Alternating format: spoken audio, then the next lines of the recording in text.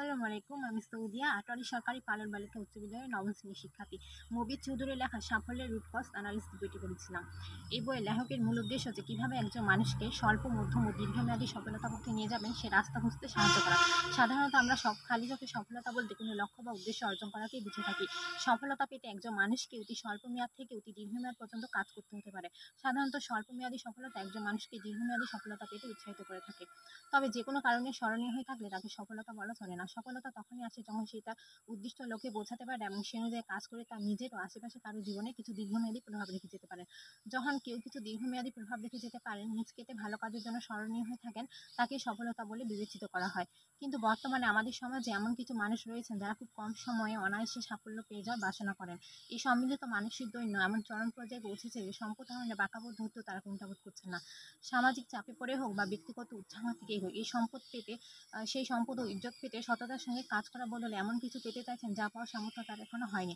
স্বাভাবিকের বাইরে চাহিদার ফল থেকে হচ্ছে সাধ্যের বাইরে গিয়ে আনন্দ ও বিলাসিতা করা মানসিকতা। এই মানসিকতা সমাজে তৈরি করছে দুর্নীতির স্বাভাবিকতা। আবার এমন কিছু মানুষ রয়েছেন, যেমন একজন কম বয়সী অধ্যয়নরত ব্যক্তি দেখছেন যে তার আশেপাশে বেশ কিছু পরিচিত মানুষ খুব তাড়াতাড়ি আপাতত দৃষ্টিতে উচ্চ নম্বরের সিঁড়ি খোঁজ পেয়েছেন। তখন তিনি মনে করেন যে এটা পাওয়ার বোধহয় স্বাভাবিক। আবার দেখছেন যে একজন চাকরি পেয়ে গাড়ি কিনে ফেলেছেন, ব্যবসা শুরু করে গাড়ি করে ফেলেছেন। তিনি তখন মনে করেন যে ধনী হওয়াটা বোধহয় খুব সহজ।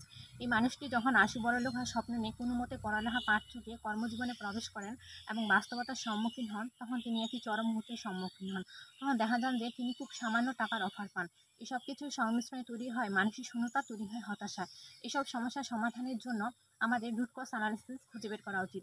রুট কজ অ্যানালিসিস হলো একটি ঘটে যাওয়া ঘটনা মূল কারণ খুঁজে বের করা পন্থা। সাধারণত একটি ঘটনা কেন ঘটলো সেই প্রশ্ন করে জানা যায় প্রত্যক্ষ কারণ।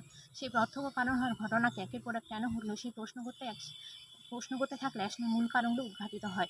এভাবে প্রায় সব ক্ষেত্রে একটি ঘটনা ঘটার পেছনে বেশ কয়েকটি কারণ বের হয়ে আসে। এই পদ্ধতি ব্যবহার করে আমরা জীবনের সফলতার রুট কজ অ্যানালিসিস খুঁজে বের করার চেষ্টা করব। তবে জীবনে সফলতা হওয়ার জন্য আমাদের আত্মবিশ্বাসী হওয়া প্রয়োজন। আত্মবিশ্বাসী হলো জীবনের সফলতার অন্যতম প্রত্যক্ষ কারণ। যেমন কেউ যখন কোনো সফল প্রতিষ্ঠানে সবচেয়ে উঁচু চেয়ারটি দখল করেন, তিনি কখনোই সামান্য প্রশ্নের সম্মুখীন হয়ে স্নায়ুচাপে পড়ে তোতলানো শুরু করবেন না, কারণ ওই চেয়ারে বসতে একজন মানুষকে আত্মবিশ্বাসী থাকা প্রয়োজন। তাই জীবনে সফলতা হওয়ার অন্যতম গুরুত্বপূর্ণ প্রত্যক্ষ কারণ হলো আত্মবিশ্বাসী থাকা।